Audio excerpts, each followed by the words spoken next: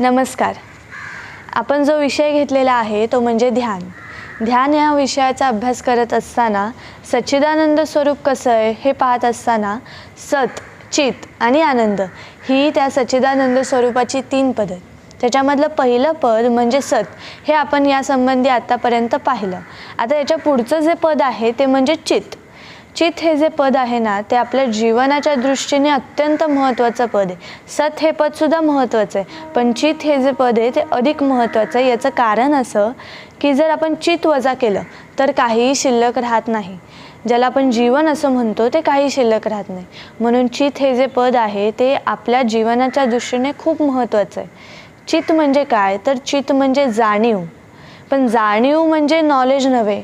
कारण अनेक ग्रंथांमध्ये किंवा प्रवचनकार असं सांगतात की चित म्हणजे नॉलेज, सत म्हणजे एक्झिस्टन्स आणि आनंद म्हणजे ब्लिस असं सांगतात. पण याच्यामध्ये चित म्हणजे नॉलेज हे जे सांगितलं जातं ना ते मात्र बरोबर नाही.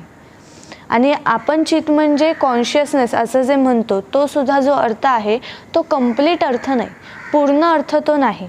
कॉन्शियसनेस आपण इंग्लिशमध्ये म्हणतो त्यालाच आपण मराठीमध्ये जाणीव असं म्हणतो. तरी चित या पदाची जाणीव ही एक बाजू झाली आणि त्याची दुसरी बाजू जी आहे ना ती नेणीव आहे. आता बऱ्याच वेळा आपण प्रवचनकारांकडून ऐकतो, अभ्यासकांकडून ऐकतो, ग्रंथांचं वाचन करतो, पुस्तकं वाचतो, पण काय होतं की ही जी नेणीव ही जी बाजू आहे ना ती लक्षामध्ये घेतली जात नाही. आणि नाण्याला कशा 2 बाजू असतात तसं चित या तत्वाला 2 बाजू आहेत. त्याच्यातली एक बाजू म्हणजे जाणीव आणि दुसरी बाजू जी आहे ती म्हणजे नेणीव. आता ही जाणीव कशी आहे? जाणीव जी आहे ना ती शुद्ध आणि दिव्य आहे आणि ज्याला आपण नेणीव असं म्हणतो ती सुद्धा शुद्ध आणि दिव्य आहे. हे समजून घेण्यासारखं आहे. हे जे आपण बोलतोय ते सच्चिदानंद स्वरूपाविषयी बोलतोय. तर आपलं जे स्वरूप आहे हे स्वरूप शुद्ध जाणीव आणि दिव्य जाणीव आणि शुद्ध नेणीव आणि दिव्य नेणीव असं आहे. आता ज्या वेळेस आपण जाणीव आणि नेणीव हे शब्द उच्चारतो की नाही त्यावेळेस आपण ते सर्वसामान्य प्रमाणे जसे अर्थामध्ये घेतो तसे या ठिकाणी ते वापरायचे नाही, हे लक्षात घेतलं पाहिजे. विशेषतः नेणीव हा जो शब्द आहे तो आपण जसा मराठी भाषेमध्ये बोलता बोलता वापरतो तसा तो या ठिकाणी वापरायचा नाही. उदाहरण घ्यायचं झालं तर ज्ञानेश्वरीत म्हटलेलं आहे, हे तर जाणीव करी तेची नेणे, आथिलेपणाचे मिळवी तेची उणे, झालो ऐसा म्हणे तो तर काहीच नव्हे. हे ज्ञानेश्वरीत म्हटलेलं आहे. तर यामध्ये नेणीव हा जो शब्द आहे ना तो आलेला नाही, पण जाणीव हा जो शब्द वापरलेला आहे तो आपण जसा अर्थाने वापरतो तसा तो त्या ठिकाणी नाही. अजून एक उदाहरण घ्यायचं झालं तर जाणीव नेणीव भगवंती नाही, हरी उच्चारणी पाही मोक्ष सदा. यामध्ये जाणीव आणि नेणीव हे दोन्ही शब्द वापरलेले आहेत, पण इथे जे वापरलेले आहेत आणि आपण जसे वापरतो त्याचा एकमेकांशी काहीही संबंध नाही. हे नीट लक्षामध्ये घ्या. हे जर आपण लक्षामध्ये घेतलं ना तर आपल्याला हा जो विषय आहे तो नीट समजेल. शुद्ध जाणीव आणि शुद्ध नेणीव याचा नेमका अर्थ काय आहे हे जर आपण समजून घेण्याचा प्रयत्न केला तर हा विषय आपल्याला चांगल्या पद्धतीने समजेल. तर शुद्ध जाणीव आणि शुद्ध नेणीव याचा गर्भित अर्थ असा आहे की हे जे सच्चिदानंद स्वरूप तत्व जे आहे हे अनंताच्या अंगाने स्फुरतं आणि स्फुरणारी असते ती जाणीव. आणि ही जाणीव जेव्हा आनंदाच्या अंगाने स्फुरते तेव्हा ती शक्तीचा आलंब घेऊन स्फुरते आणि विश्वरूपाने प्रगट होते. म्हणजे ती जी अव्यक्त होती ती व्यक्त होते. अनंत रूप अनंत वेश ज्याला ज्ञानेश्वर महाराज म्हणतात ती अनंत रूप अनंत वेशाने प्रगट होते. अनंत रूप अनंत वेश, इथे अनंत हा जो शब्द आहे ना तो फार महत्त्वाचा आहे. इन्फिनिट. आता जर आपण आपल्याकडे पाहिलं, सर्व प्राणीमात्रांकडे पाहिलं, विश्वाकडे पाहिलं, जड विश्व ज्याला आपण म्हणतो त्याच्याकडे पाहिलं तर सर्व ठिकाणी सर्व अंगाने सर्व रूपाने हे जे सच्चिदानंद स्वरूप जे आहे ते प्रगट झालेलं आहे. म्हणजे आपण कुठे जरी नजर टाकली ना तरीसुद्धा आपल्याला हे सच्चिदानंद स्वरूप जे आहे ना ते दिसणार आहे, पण कमी आणि जास्त प्रमाणात, म्हणजे मोर अँड लेस प्रमाणामध्ये. कुठे जरी नजर टाकली तरीसुद्धा आपल्याला ही जी 3 पदं आहेत सत, चित आणि आनंद ही 3 पदं आपल्याला मोर अँड लेस प्रमाणात दिसणार आहेत. म्हणजे कुठेतरी ही 2 पदं आपल्याला जास्त दिसतील तर कुठेतरी ती 2 पदं आपल्याला कमी आढळतील. उदाहरण घ्यायचं झालं तर माणूस जो आहे ना त्याच्या ठिकाणी सत आणि चितचं जे प्रमाण आहे ना ते अधिक आहे, ते मोठं आहे. म्हणजे त्याला प्रोजेक्शन किंवा आविर्भाव ज्याला आपण म्हणतो व्यक्तीकरण, प्रगटीकरण ज्याला आपण म्हणतो की नाही, ते त्याच्या ठिकाणी जास्त आहे. आणि इतर प्राणीमात्रांच्या ठिकाणी जी जाणीव नांदते आणि माणसाच्या ठिकाणी जी जाणीव नांदते त्याच्यामध्ये खूप फरक आहे. आणि आनंदाचा भाग घेतला तर आनंद जो आहे ना, हा आनंद निरनिराळ्या लोकांच्या ठिकाणी कमी जास्त प्रमाणात नांदत असतो. आणि इतर प्राणीमात्र जे आहे त्यांच्या ठिकाणी चित्त आणि आनंदाचं जे प्रमाण आहे ते अगदी अल्प असतं. आणि ज्याला आपण जड विश्व असं म्हणतो, हे जे जड विश्व आहे त्याला आपण जड विश्व म्हणतो, पण तिथे सतचं प्रमाण जे आहे ना ते अधिक आहे. आणि चित्त आणि आनंदाचं प्रमाण अगदी अल्प आहे, पण ते त्या ठिकाणी आहे, नाही असं म्हणता येणार नाही, ते त्या ठिकाणी आहे. जड विश्व हे आपण त्याला म्हणतो जड विश्व, पण ते मुळात जड नसतं. आता उदाहरण घ्यायचं झालं तर दगड आपण ज्यावेळेस हातात घेतो तेव्हा आपण काय म्हणतो की हा जड आहे असं आपण म्हणतो. आपल्या दृष्टीने तो जड आहे, पण तो जड नसतो, कारण त्याचे जर आपण अणू फोडले ना तर त्या अणूंमध्ये आपल्याला इलेक्ट्रॉन्स दिसतील. आणि पुन्हा ते इलेक्ट्रॉन स्वस्त बसलेले नाहीत, ते त्या ठिकाणी फिरतायत, म्हणजे तिथे त्यांचं चलनवलन सुरू आहे, प्रकाश सुरू आहे. आणि त्यामुळे त्या ठिकाणी चित्तचं प्रमाण आणि आनंदाचं जे हे प्रमाण आहे ना ते खूप कमी असतं, पण ते त्या ठिकाणी असतं. असं हे सच्चिदानंद स्वरूप जे आहे ते सर्व ठिकाणी भरलेलं आहे, कमी जास्त प्रमाणामध्ये. हे लक्षात घ्यायचं. सद्गुरू नेहमी सांगतात, proportion may be vary but the existence is there, असं सद्गुरू सांगतात. Proportion may be vary but the existence is there. म्हणजे हे जे सच्चिदानंद स्वरूप जे आहे, सच्चित आणि आनंद, ही तीन पदं कमी जास्त प्रमाणामध्ये सबंध विश्वामध्ये नांदत आहेत. किंबहुना ही कमी जास्त प्रमाणामध्ये नांदत आहे हेच खरं म्हणजे विश्वाचं कारण आहे. हे जे सच्चिदानंद स्वरूप जे आहे ना ते कमी जास्त प्रमाणामध्ये नांदतंय म्हणून विश्वाची निर्मिती झालेली आहे. हे जर आपण लक्षामध्ये घेतलं तर सत ज्याला आपण म्हणतो, चित्त म्हणतो आणि आनंद म्हणतो. आनंद हा भाग आपण नंतर पाहू, पण चित्त म्हणजे काय तर जाणीव, कॉन्शियसनेस, ही एक बाजू झाली. आणि त्याची जी दुसरी बाजू आहे ती म्हणजे नेणीव. आता नेणीव ही जी बाजू आहे ना ती आपण थोडक्यात बघू. ज्या वेळेस आपण जाणीव आणि नेणीव असं दोन्ही बाजू बोलतो, उच्चारतो, शब्द वापरतो, त्यावेळेस ते विरुद्ध प्रकार असं जर तुम्हाला वाटत असेल तर ते तसं नाही. उदाहरण घ्यायचं झालं तर अंधाराची विरुद्ध बाजू काय? प्रकाश. कडू म्हटल्यानंतर त्याची विरुद्ध बाजू काय? गोड. तसं जाणीव आणि नेणीव ह्या ज्या आहेत ना त्या विरुद्ध बाजू नाहीत. म्हणून मी मगाशी म्हटलं की नेणीव हा जो शब्द आहे ना तो नीट लक्षामध्ये घेतला पाहिजे. जाणीव आणि नेणीव याच्यातला फरक काय आहे तर जाणीव ही व्यक्ताच्या प्रांतामध्ये नांदते आणि नेणीव ही अव्यक्ताच्या प्रांतामध्ये नांदते. उदाहरण घ्यायचं झालं तर आपलं शरीर, आपल्या शरीराच्या ठिकाणी जर आपण पाहिलं तर एकंदर आपल्या शरीराच्या ठिकाणी व्यवस्था आहे. व्यवस्था हा शब्द मी मुद्दामून वापरला कारण व्यवस्था म्हणजे परमेश्वर असं सद्गुरूंनी व्याख्या केलेली आहे. निसर्ग नियमांसहित स्वयंचलित, स्वयंनियंत्रित नैसर्गिक पद्धतशीर व्यवस्था म्हणजे परमेश्वर. लक्षात आलं का? म्हणजे आता आपण आपल्या शरीराच्या ठिकाणी पाहू. आपल्या शरीराच्या ठिकाणी किती सुंदर व्यवस्था आहे. म्हणजे शरीराला निसर्ग नियम लागू आहेत. त्यानंतर हे जे शरीर आहे याच्या ठिकाणी स्वयंचलितपणा आहे. हे शरीर स्वयंनियंत्रित आहे. पुन्हा ते पद्धतशीर आहे, नैसर्गिक आहे आणि त्याच्या ठिकाणी पद्धतशीर व्यवस्था आहे. व्यवस्था आहे हे महत्त्वाचं. तर मग हे जे शरीर आहे ना ह्याला जी व्याख्या जी सद्गुरूंनी केलेली आहे ना ती व्याख्या या शरीराला लागू पडते.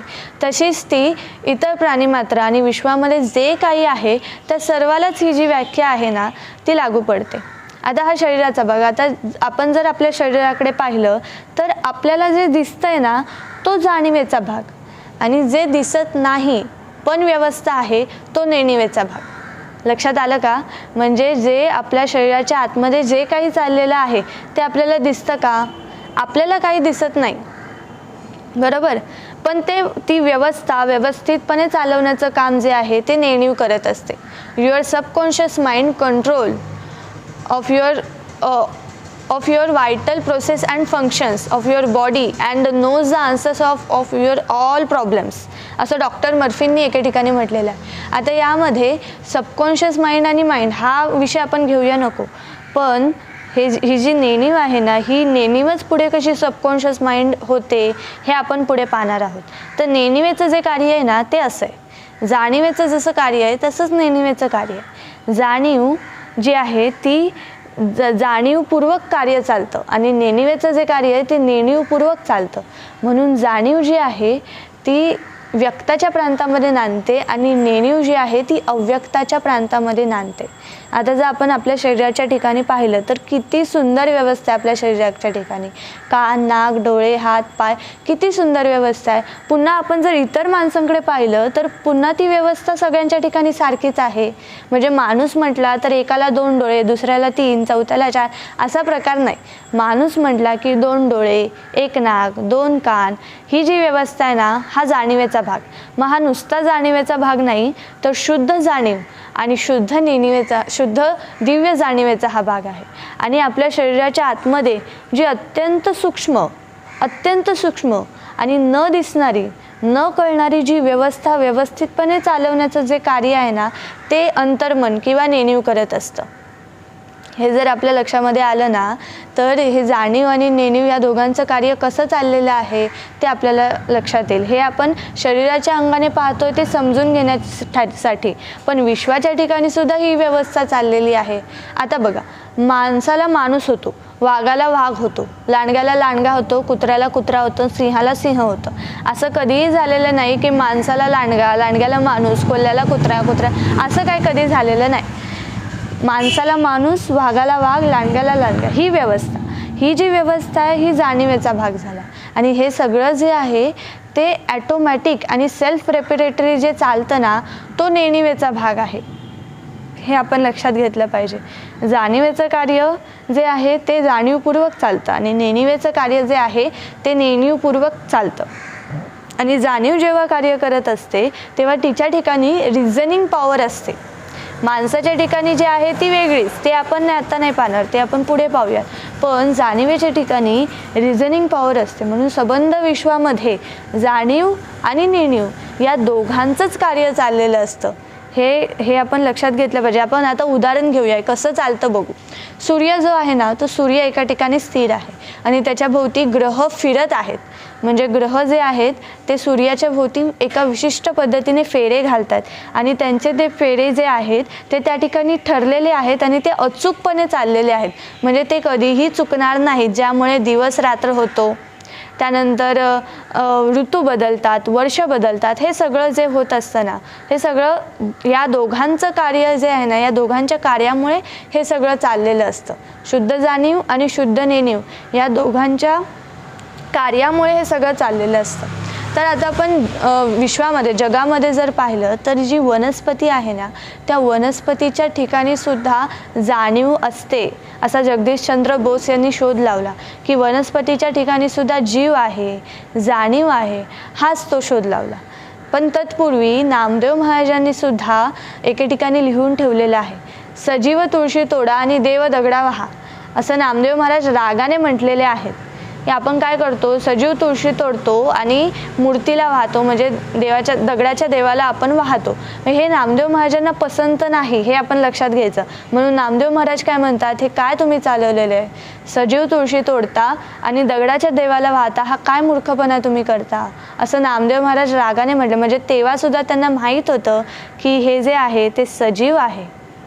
हे नामदेव महाराजांना त्यावेळेस सुद्धा माहीत होतं. मग सर्वम खल्विदम ब्रह्म असं जे आपल्या ऋषीमुनींनी म्हटलेलं आहे, सिद्धांतामध्ये जे मांडलेलं आहे, याच्यामध्ये ब्रह्म म्हणजे चैतन्य आणि ईश्वर सर्वभूताना, ईश्वर असं भगवद्गीतेमध्ये म्हटलेलं आहे. म्हणजे हे ब्रह्म, चैतन्य, ईश्वर हे जे शब्द वापरलेले आहेत ना, हे जे शब्द आहेत ते एका अर्थाने आहेत, हे लक्षात घ्यायचं.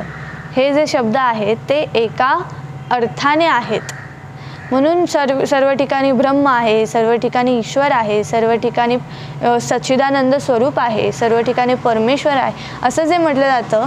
याच्यामध्ये हे जर आपण लक्षामध्ये घेतलं तर ही जी 3 पदं आहेत, सत, चित आणि आनंद, ही जी 3 पदं आहेत या तिन्ही पदांचं आपण कुठे नजर टाकू तिथे आपल्याला दर्शन घडेल. कुठे जरी आपण पाहिलं तरी सुद्धा आपल्याला या तिन्ही पदांचं दर्शन घडेल. आता तुम्ही म्हणाल की हे दर्शन कसं घडेल, तर बघा, आता आपण कुठेही पाहतो तेव्हा ती वस्तू ज्यावेळेस आपण पाहतो तेव्हा ती तिथे असते म्हणजे काय, सत आलं. आता आपण सगळी माणसं आहोत याचा अर्थ काय, सत आलं, बरोबर. आता आपण सगळी माणसं जाणतो म्हणजे चित झालं. आणि आपल्याला सगळ्यांना बरं वाटतं, हा आनंदाचा भाग। आता हे सगळं आपल्या जीवनामध्ये घडत असतं। मग यामध्ये कुठे कुठे दुःखाचे प्रसंग पण येतात, ते आता आपण घेऊया नको। पण दुःखाचे प्रसंग काय येतात याचं कारण काय, की जेव्हा आपण निसर्ग नियमांप्रमाणे वागत नाही त्यावेळेस आपल्यावरती दुःखाचे प्रसंग येतात। जेव्हा जेव्हा आपण निसर्ग नियमांना लाथा मारतो, मग निसर्ग नियम जेव्हा आपल्याला लाथा मारतात तेव्हा आपल्यावरती दुःखाचे प्रसंग आलेले असतात। मग आपण जेव्हा निसर्ग नियम मोडतो ना, तेव्हा निसर्ग नियमांना आपण लाथाडत असतो आणि मग निसर्ग नियम जेव्हा आपल्याला लाथाडतात तेव्हा आपल्यावरती दुःखाचे प्रसंग आलेले असतात। उदाहरण घ्यायचं झालं तर भरपूर जेवलाय, पोट भरलंय, पण आवडतंय म्हणून खातोय, मग काय झालं, निसर्ग नियम मोडला। निसर्ग नियम काय, तुला पचेल एवढं खा, हा निसर्ग नियम। नाहीतर तुला डॉक्टरकडे धावावं लागेल, तुझं पोट खराब होईल। आता ही सगळी परिस्थिती कोणी ओढवली, बेसुमार खाण्यामुळे सगळं झालं। म्हणून जेव्हा जेव्हा आपण निसर्ग नियम मोडतो तेव्हा तेव्हा आपल्यावरती दुःखाचे प्रसंग येतात। म्हणून निसर्ग नियम काय आहेत ना, हे पहिले लक्षात घेतलं पाहिजे। असो, तर हे जे चित्त तत्व आहे, हे चित्त तत्व संबंध विश्वामध्ये जाणीव आणि नेणीव या जोडीने नांदत असतं। नवरा बायको कसे, नवरा बायकोप्रमाणेच हे जे चित्त तत्व आहे, जाणीव आणि नेणीव जे आहेत ना, ते नवरा बायकोप्रमाणेच संपूर्ण विश्वामध्ये नांदत असतात। मग विठ्ठल रखुमाई, शंकर पार्वती, ब्रह्मानी माया, पुरुषानी प्रकृती, तशी जाणीव आणि नेणीव। आता जेव्हा आपण शास्त्रयुक्त पद्धतीने याकडे पाहतो ना, तेव्हा आपण त्याला ब्रह्मानी माया, पुरुषानी प्रकृती, जाणीव आणि नेणीव असं बघतो। पण जेव्हा आपण हे भक्ती रूपाने पाहतो त्यावेळेस आपण त्याला शंकर पार्वती किंवा शारदा आणि मोरेश्वर असं म्हणतो। पण तेव्हा आपण ते भक्ती रूपाने पाहतो तेव्हा काय होतं, आपण त्याचं व्यक्तीकरण करतो, चित्रीकरण करतो आणि मूर्तीकरण करतो, म्हणून सगळे घोटाळे निर्माण होतात। म्हणजे आपल्याला खरंच असं वाटायला लागतं की कोणतरी कुठेतरी बसलेला आहे आणि त्याचा आपल्यावरती कोप होईल किंवा तो आपल्यावरती कृपा करेल, म्हणून अमुक केलं पाहिजे, तमुक केलं पाहिजे, हे करता कामा नये, ते करता कामा नये, अशा तऱ्हेने कर्मकांड निर्माण होतात। म्हणून हे सगळं होऊ नये याचं कारणच मुळात हे आहे।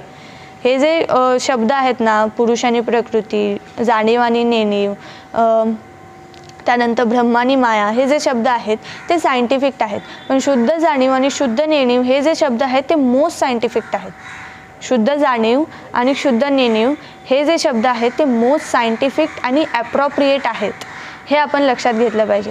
हे जर आपण लक्षामध्ये घेतलं ना, तर आपल्या ठिकाणी जी जाणीव नांदते आणि विश्वाच्या ठिकाणी जी शुद्ध जाणीव आणि शुद्ध नेणीव नांदते ना, ती शुद्ध जाणीव आणि शुद्ध नेणीव ही संबंध विश्वामध्ये या जोडीने नांदत असते। विठ्ठल रखुमाई, शंकर पार्वती या जोडीनेच ती संबंध विश्वामध्ये नांदत असते। मग त्याचं आपण व्यक्तीकरण करता कामा नये, चित्रीकरण करता कामा नये, मूर्तीकरण करता कामा नये।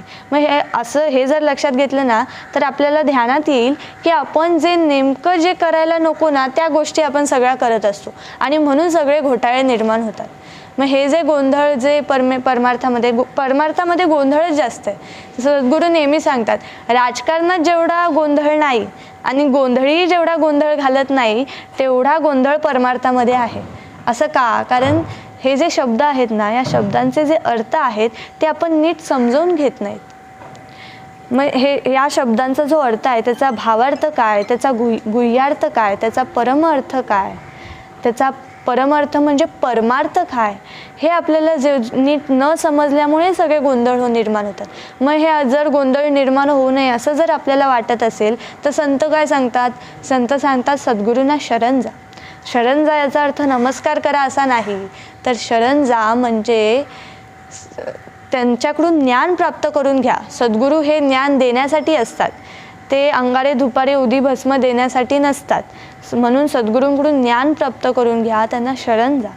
तर हे आपण मगाशी म्हटल्याप्रमाणे ही जी जाणीव आहे, ही जाणीव वेगवेगळ्या प्राण्यांच्या ठिकाणी निरनिराळ्या प्रकाराने नांदत असते, हे सुद्धा लक्षात घेण्यासारखं आहे। म्हणजे प्राणी जर आपण कुठलाही कुत्रा, गाढव, कुठलाही वाघ हा जर प्राणी पाहिला तर या प्राण्यांच्या ठिकाणी जी जाणीव नांदते ना, ती एका विशिष्ट कक्षेमध्ये नांदत असते। लक्षात आलं का, ती एका विशिष्ट कक्षेमध्ये नांदत असते। म्हणजे भय, आहार, निद्रा आणि मैथुन या 4 कक्षेमध्येच ती जाणीव नांदत असते, त्याच्या पलीकडे ती जात नाही। आणि माणसाच्या ठिकाणी माणूस हा जो आहे ना, तर काही माणसं अशी पण आहेत की त्यांच्या ठिकाणी सुद्धा एवढीच जाणीव नांदत असते। म्हणजे भय, आहार, निद्रा आणि मैथुन ह्या 4 कक्षेमध्ये जगात अशी माणसं आहेत की त्यांच्या ठिकाणी या 4 कक्षेमध्येच जाणीव नांदत असते, त्याच्या पलीकडे त्यांची जाणीव जात नाही. मग तो माणूस आणि प्राणी याच्यामध्ये काही फरक नसतो. तो माणूस आणि प्राणी याच्यामध्ये काही थोडाफार फरक आपल्याला सांगता येईल. म्हणजे कुत्र्याला जर आपण पाहिलं तर कुत्रा कधी हसताना पाहिलंय का? तुम्ही कुत्र्यासमोर कितीही जोक करा, तो काही हसणार नाही. म्हणजे कुत्रा हसू शकत नाही. किंवा तुम्ही कुत्र्याकडे बघून हसा, मग कुत्रा तुम्हाला प्रतिक्रिया म्हणून हसून दाखवणार नाही. किंवा कुत्रा जो आहे तो बोलू शकत नाही, माणूस बोलू शकतो. म्हणजे कुत्र्याच्या ठिकाणी जी जाणीव आहे ती बोलू शकत नाही, पण माणसाच्या ठिकाणी जी जाणीव आहे ती बोलते, ती हसते, ती चिंतन करते, ती विचार करते, ती श्रवण मनन करते, ती योजना आखते. म्हणजे जाणीवेच्या कक्षा ज्याला आपण म्हणतो ना, त्या माणसाच्या ठिकाणी जी जाणीव आहे तिच्या कक्षा ज्या आहेत त्या रुंदावलेल्या असतात, पण सर्व माणसांच्या ठिकाणी नाही. जगात अशी काही माणसं आहेत की त्यांच्या ठिकाणी भय, आहार, निद्रा आणि मैथुन या जाणीवेच्या पलीकडे त्यांची दृष्टीच जात नाही. आणि ही परिस्थिती जी आहे ती दिवसेंदिवस वाढत चाललेली आहे. विज्ञानाची प्रगती होते, माणूस एका बाजूने विज्ञानाच्या बाजूने तो विचार करू लागलेला आहे, पण त्याची जी दुसरी बाजू आहे जीवन जगण्याची, त्या बाजूने माणूस विचारच करत नाही आहे. इतरांबद्दल माणूस विचार करत नाही, इतरांबद्दल माणूस चिंतन करत नाही आहे. त्यामुळे ज्याला आपण व्हॅल्यूज ऑफ लाईफ किंवा नैतिक मूल्य असं आपण ज्याला म्हणतो, ते विज्ञानाच्या कक्षेमध्ये पण येत नाही. आणि जसजशी विज्ञानाची प्रगती होत चाललेली आहे तशी हे नैतिक मूल्य किंवा व्हॅल्यूज ऑफ लाईफ जे आपण म्हणतो त्याची घसरण होत चाललेली आहे. आणि ही घसरण का होते? कारण त्याच्याकडे कोण पाहतच नाही आहे, त्याची कोणाला गरजच वाटत नाही आहे. म्हणजे श्रवण, चिंतन, मार्गदर्शन, वाचन, विचार करणं, मनन, चिंतन ह्या सगळ्या गोष्टी आहेत ना, ह्या सगळ्या गोष्टींमुळे माणसाच्या ज्या जाणीवेच्या कक्षा आहेत त्या रुंदावतात. पण आज वाचन, श्रवण, चिंतन ह्या ज्या गोष्टी आहेत त्या कमी होत चाललेल्या आहेत. बघा, आज लहान मुलांच्या हातांमध्ये मोबाईल असतो, टी व्ही समोर मुलं बसलेली असतात. म्हणजे त्यांचा जो काही अभ्यास वगैरे असतो ते पूर्ण करतात, मग मोबाईल घेऊन बसतात किंवा टी व्ही समोर जाऊन बसतात आणि रात्र झाली की झोपतात. लहान मुलं असू दे किंवा मोठी माणसं असू दे, सगळेजण हेच करतात. म्हणजे मग आता नवीन चॅनल्स आले, परत ॲप आले, सोशल मीडियाचे जे आहेत ते सगळे ॲप्स वाढले, गेम आले. त्यामुळे मुलांना हा गेम नाही तर दुसरा गेम, दुसरा नाही तर तिसरा गेम, हा चॅनल नाही तर दुसरा चॅनल, दुसरा नाही तर तिसरा चॅनल. म्हणजे इथे बघू नाही तर तिथे बघू, तिथे नाही तर तिकडे पाहण्यासारखं खूप आहे. मग विचार करतो कोण? चिंतन करतो कोण? मनन करतो कोण? श्रवण करतो कोण? मार्गदर्शन करतो कोण? आता आम्ही योगासनांचे व्हिडिओ करतो, काय फायदे होतात शरीराला हे सांगतो, त्यामार्फत व्यायामाचं महत्त्व सांगतो, सद्गुरूंचं हे तत्त्वज्ञान आहे हे सांगण्याचा प्रयत्न करतो. त्यानंतर सद्गुरूंचं जे मार्गदर्शन, ध्यान हा जो विषय आहे तो मांडण्याचा प्रयत्न करतो, नामस्मरण, ह्या सगळ्या गोष्टी आम्ही जे सांगत असतो हे किती लोक आहेत की ते संपूर्णपणे ऐकतात आणि खरोखर आचरणात आणतात? हे खूप कमी लोक आहेत.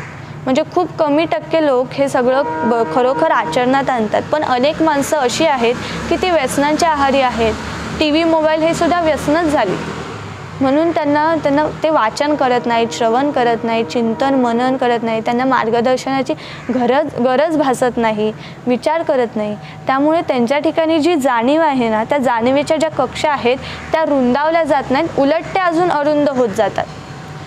म्हणून हे जर आपण लक्षामध्ये घेतलं तर माणूस आणि प्राणी याच्यातला जो फरक आहे ना तो आपल्या ध्यानात येईल. प्राणी, तुम्ही कुठलाही प्राणी बघा, रेडा, बैल कुठलाही बघा, तो नुसता असतो. म्हणजे असणे पण जे आहे ना ते त्याच्या ठिकाणी त्याचं प्रमाण अधिक असतं, पण चित्तचं जे प्रमाण आहे ते त्याच्या ठिकाणी मर्यादित असतं. म्हणून विश्वामध्ये जे इतर प्राणीमात्र ज्याला आपण म्हणतो ते आणि माणूस याच्यातला जो फरक आहे ना तो आपण लक्षात घेतला पाहिजे. सायन्स अँड टेक्नॉलॉजी हे जे विषय आहेत ते किती जरी महत्त्वाचे असले तरीसुद्धा त्याची जी दुसरी बाजू आहे जीवन जगण्याची, म्हणजे आत्मज्ञान, प्रज्ञान ज्याला आपण म्हणतो, आत्मज्ञान, प्रज्ञान, नैतिक मूल्य, व्हॅल्यूज ऑफ लाईफ हे ज्याला आपण म्हणतो ना, हे जीवनाच्या दृष्टीने जे विषय आहेत ते फार महत्त्वाचे आहेत. जीवन जगण्याच्या म्हणजे काय? जीवन जगण्याच्या म्हणजे सुखाने जीवन जगण्यासाठी हे जे विषय आहेत म्हणजे सुखाने जीवन जगण्यासाठी काय झालं पाहिजे, माणसाच्या ज्या कक्षा आहेत ना जाणीवेच्या त्या रुंदावल्या पाहिजेत. त्या आज अरुंद होत चाललेल्या आहेत. म्हणजे किती जरी विज्ञान वाढलं, टेक्नॉलॉजी वाढली तरीसुद्धा माणसाकडे जर आपण पाहिलं ना तर तो दुःखीच आहे. आपण जर माणसाकडे पाहिलं तर आता किती विज्ञानाने प्रगती केलेली आहे. म्हणजे विमानं आली, मोबाईल आले, टी व्ही संस्कृती आली, सिनेमा आले, सगळं आलं. सगळ्या सुखसुविधा विज्ञानाने देऊनसुद्धा माणूस जो आहे ना तो दुःखीच आहे. कारण का, तर माणसाच्या ठिकाणी जी जाणीव आहे त्या जाणीवेच्या कक्षा ज्या आहेत त्या रुंदावलेल्या नाहीत, त्या रुंद होत चाललेल्या आहेत. म्हणून त्या रुंद होण्यासाठी श्रवण करणं, वाचन करणं, चिंतन करणं, मनन ह्या सगळ्या गोष्टी असतात. साधना करणं ह्या सगळ्या गोष्टी असतात. आता हे सगळं किती लोक हे सगळं करतात खरोखर. शाळेमधले जे विद्यार्थी आहेत ना ते विद्यार्थीसुद्धा शाळेमध्ये दिलेल्या अभ्यासापुरताच विचार करतात. त्यात पुन्हा त्यांना गाईड वगैरे सगळं आहेच. म्हणजे त्यांना जी पुस्तकं लावलेली असतात ती त्यांना पूर्ण वाचायला नको. जास्त अभ्यास कशाला करा, जास्त वाचन कशाला करा, कमीत कमी वाचन करा. जास्त अभ्यास कशाला करा म्हणून क्लासेस वगैरे लावतात. कमी अभ्यास म्हणजे हे क्लासेस वगैरे लावणे किंवा गाईड वाचणे हे सगळं जे आहे ना याच्यामध्ये अभ्यासाची जी प्रवृत्ती आहे ना ती नाही. म्हणून मुलं आज अभ्यास करायला मागत नाहीत, चिंतन करायला मागत नाहीत, विचार करायला मागत नाहीत, मनन करायला मागत नाहीत, श्रवण करायला मागत नाही. त्यामुळे हे श्रवण, वाचन, चिंतन, मार्गदर्शन ह्या सगळ्या गोष्टींकडे आज भयानक दुर्लक्ष झालेलं आहे. म्हणून भयानक परिस्थिती निर्माण झालेली आहे. तेव्हा ही जी जाणीव आहे ही जाणीव म्हणजेच जीवन, हे लक्षात घ्या. ही जाणीव म्हणजेच जीवन. एका शब्दात सांगायचं झालं तर जाणीव म्हणजेच जीवन. ज्यावेळेस मी जाणीव म्हणते त्यावेळेस नेणीव ही तिथे आहेच.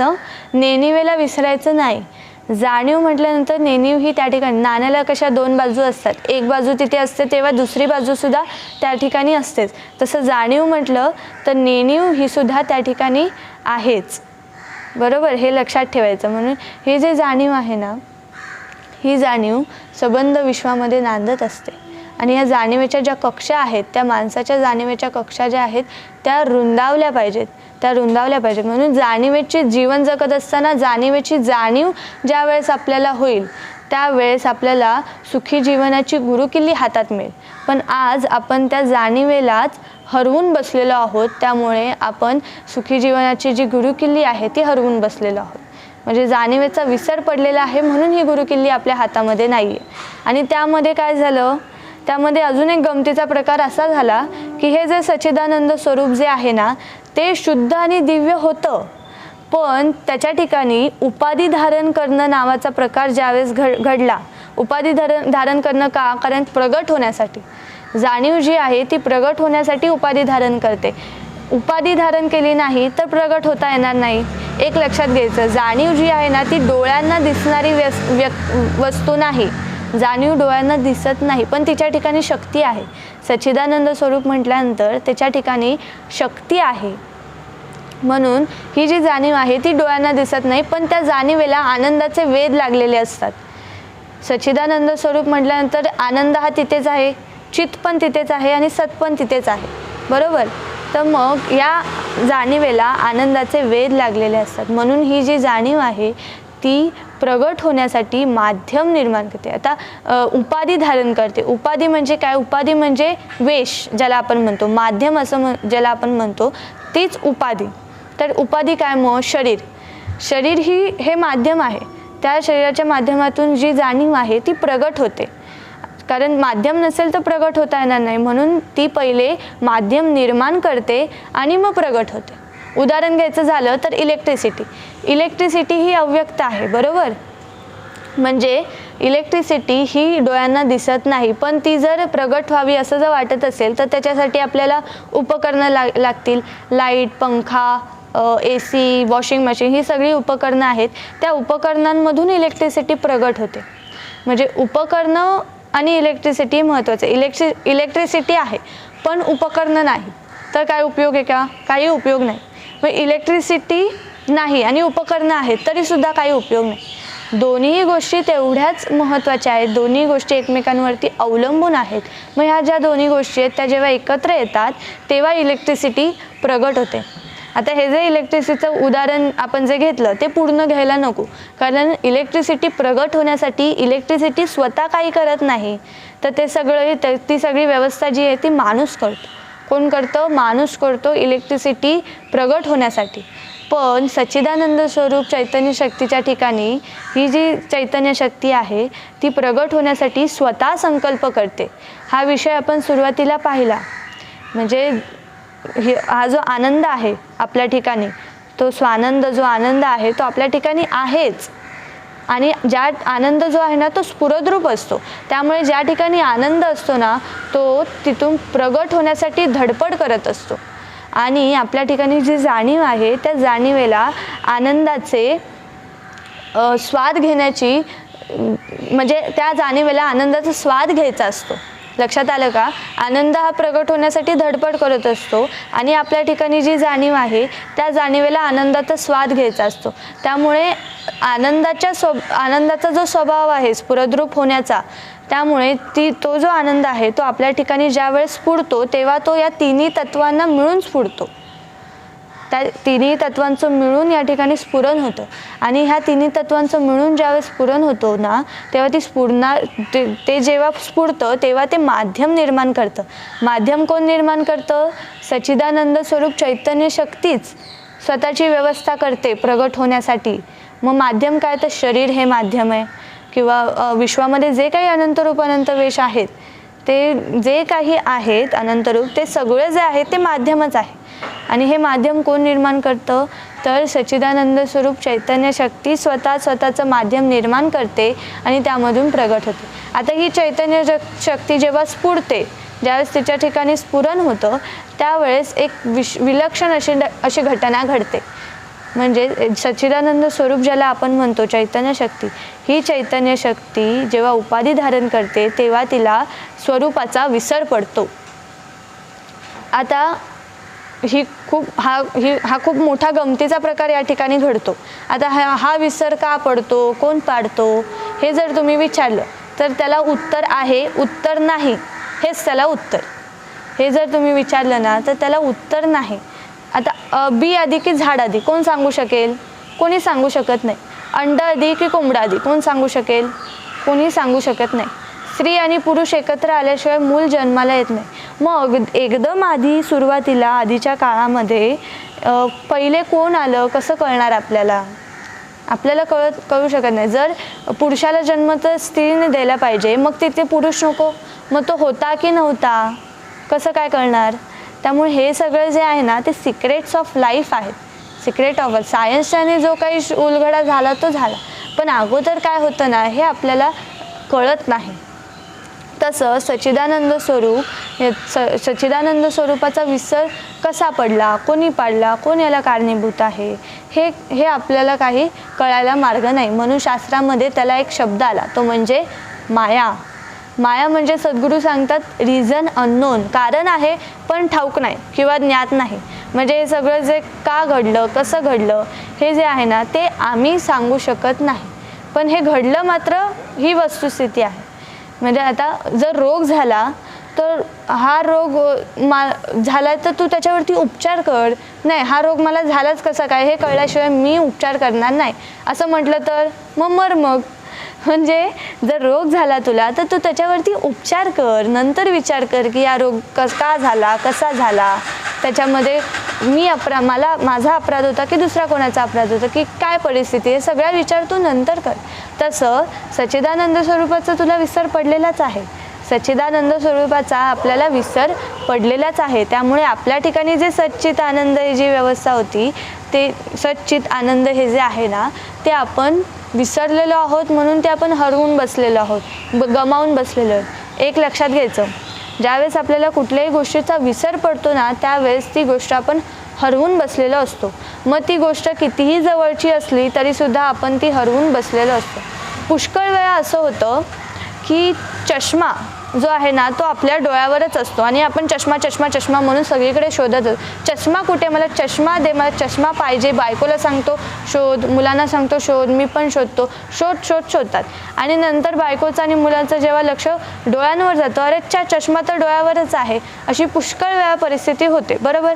किंवा एखादी गोष्ट जी आपण सगळीकडे शोधत असतो पण ती गोष्ट आपल्या खिशातच असते, नंतर खिशात हात घालतो तर अरे खिशातच आहे माझी गोष्ट, तर नंतर त्याला ती खिशातच सापडते. म्हणजे ज्यावेळेस आपण ती वस्तू विसरात असतो तेव्हा ती आपल्यापासून अंतरलेली असते, म्हणजे ती आपल्याजवळ असून सुद्धा आपल्याकडे नसल्यासारखी असते.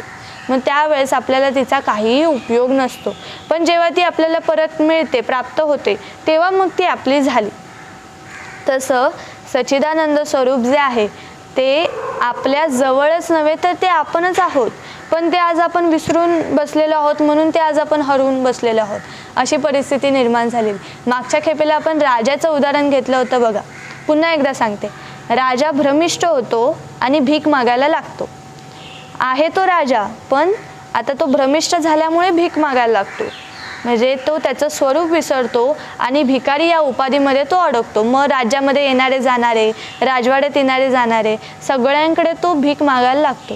राजा आहे की भिकारी आहे, वास्तविक तो राजा आहे, पण त्याला राजेपणाचा विसर पडल्यामुळे तो भीक मागत आहे.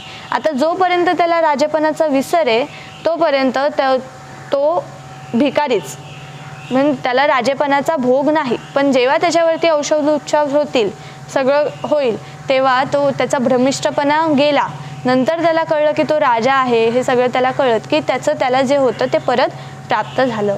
तशी आज आपण जे सच्चिदानंद स्वरूप जे आहे ते आपल्या ठिकाणी आहे, पण ते आपण विसरलेलो आहे म्हणून ते आपलं नाही, अशी परिस्थिती निर्माण झालेली आहे. म्हणजे ते आपण आज हरवून बसलेलो आहोत, विसरलेलो आहोत म्हणून हरवून बसलेलो आहोत. हे आपण लक्षामध्ये घेतलं ना तर आपल्या ध्यानात येईल की हे जे सच्चिदानंद स्वरूप जे आहे ते आपलंच आहे, पण आज आपण ते विसरल्यामुळे, विसरात गेल्यामुळे आज आपण ते हरवून बसलेलो आहोत. आणि म्हणून आपण म्हणतो की जगामध्ये सर्व ठिकाणी दुःख आहे, याला कारणच हे आहे की सच्चिदानंद स्वरूपाचा विसर पडलेला आहे, म्हणून जगामध्ये सर्व ठिकाणी दुःख आहे. आता लोक म्हणतात की अन्न कमी म्हणून दुःख, किंवा पैसे कमी म्हणून दुःख, हे कमी म्हणून दुःख, ते कमी, पण तसं नसून सच्चिदानंद स्वरूपाचा विसर पडल्यामुळे जगामध्ये सर्व दुःख आहे, हेच मूळ कारण आहे. हे कसं काय आता तुम्ही म्हणाल. आता बघा, जेव्हा एखाद्या माणसाला आनंद हवा असेल आणि त्याला आनंदाचा बोध लागला, त्याला आनंदाचा शोध लागला, मग तो आनंद मिळवण्यासाठी प्रयत्न करेल का. त्याच्याजवळ आनंद आहेच, त्याला भेटला, मग तो प्रयत्न करणार नाही, बरोबर. म्हणून आज काय परिस्थिती झाली आहे की लोक सुखासाठी धडपड करतात, सुखासाठी, आनंदासाठी लोक धडपड करतात, आणि ही जी धडपड करतात ना त्या धडपडीतून दुःख निर्माण होत आहे. लोक जी धडपड ही जी चाललेली आहे जीवनामध्ये, त्या धडपडीमुळे दुःख जे आहे ना ते निर्माण होत आहे. मग आपल्याला जर कळलं की अरे आनंद तर माझ्याच जवळ आहे, ते तर माझं स्वरूपच आहे, आनंद हे जर माझं स्वरूपच आहे, मग शोधायचं कारणच काय. मग काय होईल, मग तो आनंदाचा स्वाद घ्यायला लागेल, आणि तो आनंदाचा स्वाद घेता घेता तो इतरांना सुद्धा वाटायला लागेल. अशी जर परिस्थिती निर्माण झाली तर जगामध्ये दुःख नावाची गोष्टही राहणार नाही, असं सद्गुरू सांगतात. दुःख नावाची गोष्टच राहणार नाही. हे सद्गुरू नेहमी सांगतात की हे जे शारीरिक रोग जे निर्माण होतात ना त्याला कारण आहे मानसिक रोग, आणि मानसिक रोग निर्माण होतात भवरोगातून. मग भवरोगातून मानसिक रोग, मानसिक रोगातून शारीरिक रोग, आणि त्याच्यातून सगळं दुःख निर्माण होतं. मग त्याच्यासाठी देवदेवस्की करायला नको, अंगारे धुपारे लावायला नको, किंवा भक्तिमार्गाच्या काहीतरी करत बसणे नव्हे, किंवा कर्मकांड करत बसणे नव्हे, तर हे जे सच्चिदानंद स्वरूप आहे त्याचा बोध घेणे, मग त्याचे वेध लागणे, आणि मग त्याचा शोध लागणे, असे ज्यावेळेस होईल तेव्हा माणसाच्या ठिकाणी खरी जागृती येईल. आणि ही जागृती जेव्हा त्याच्या ठिकाणी येईल तेव्हा त्याला जो आनंद आहे ना तो आनंद तो चाखत राहील, आणि चाखता चाखता तो आनंद तो इतरांना वाटेल. मग आनंद वाटा, आनंद लुटा, असं सद्गुरू सांगतात. आणि संत काय सांगतात, अवघेची त्रैलोक्य आनंदाची आता, चरणी जगन्नाथा चित्त ठेले, माय जगन्नाथ बाप जगन्नाथ, अनाथाचा नाथ जनार्दन. संत काय सांगतात, अवघेची त्रैलोक्य आनंदाची आता. आता या शब्दाला फार महत्त्वाचं आहे. त्रैलोक्य हे आनंद स्वरूपच आहे. त्रैलोक्यामध्ये आनंदाशिवाय दुसरं काही नाहीच आहे. पण केव्हा, जेव्हा ते अनुभवता येईल तेव्हा. आता चरणी जगन्नाथा चित्त ठेले. जगन्नाथाच्या चरणावर चित्त ठेवणे म्हणजे डोकं ठेवणे नव्हे. नाही तर लोकांना वाटतं चित्त ठेवणं म्हणजे डोकं ठेवणं. म्हणून लोक काय करतात, देवळामध्ये जातात आणि मूर्तींच्या पायावर डोकं ठेवतात, किंवा कीर्तन प्रवचनाला जातात आणि त्या बुवा बाबांच्या पायावरती डोकं ठेवतात. तर कोणाच्या तरी पायावरती डोकं ठेवणे आणि जगन्नाथाच्या चरणांवरती चित्त ठेवणे याच्यामध्ये फरक आहे. म्हणून जगन्नाथाचे चरण काय हे पहिले आपण समजून घेतले पाहिजे. जगन्नाथाचे चरण म्हणजे सत आणि चित, हे जे दोन आहेत ना, ते जगन्नाथाचे चरण. आपण मागच्या खेपेला समजून घेतलं की या चित पदाला, चित जे पद आहे ते जेव्हा सत्पदाचं भान घेतं तेव्हा होतो तो आनंद. मग हा जो आनंद आहे तो आनंद प्रत्येकाने प्राप्त करून घ्यायला पाहिजे, याचं ज्ञान झालं पाहिजे. आता सगळीकडे दुःख भरलेलं आहे असं आपण जे म्हणतो ना, तर हे जे दुःख आहे याला कारण देव नसून याला कारण आपलं अज्ञान आहे. आपल्याला याचं ज्ञान नाही आणि हे ज्ञान नसल्यामुळे दुःख आहे. मग हे ज्ञान आपण प्राप्त करून घेतलं पाहिजे. कोणाकडून? सद्गुरूंकडून. गुरु तिथे ज्ञान, ज्ञानी आत्मदर्शन, दर्शनी समाधान, असं ज्ञानेश्वरीत म्हटलेलं आहे. म्हणजे सद्गुरूंकडे जे ज्ञान आहे ना, ते ज्ञान आपण समजून घेतलं पाहिजे, शिकून घेतलं पाहिजे. पुन्हा ते सद्गुरू ज्ञान देणारे हवेत. उदी भस्म अंगारे धुपारे देणारे नको. म्हणजे हे जे सद्गुरूंचं महत्त्व आहे ना, हे आपल्याला ध्यानात येईल. म्हणून सद्गुरूंचा शोध का करायचा आणि सद्गुरूंना शरण का जायचं हे आपल्या ध्यानात येईल. तर हा जो विषय आहे ना, हा पुढे अजून आपण पाहणार आहोत. हे जे चित्तपदाचं जे आता आपण जाणीव हा जो विषय घेतलेला आहे, जाणीव आणि नेणीव, हे पुढच्या भागामध्ये अजून आपण पाहणार आहोत. तोपर्यंत आपण प्रार्थना घेऊया. हे ईश्वरा, सर्वांना चांगली बुद्धी दे, आरोग्य दे. सर्वांना सुखात, आनंदात, ऐश्वर्यात ठेव. सर्वांचं भलं कर, कल्याण कर, रक्षण कर आणि तुझे गोड नाम मुखात अखंड राहू दे.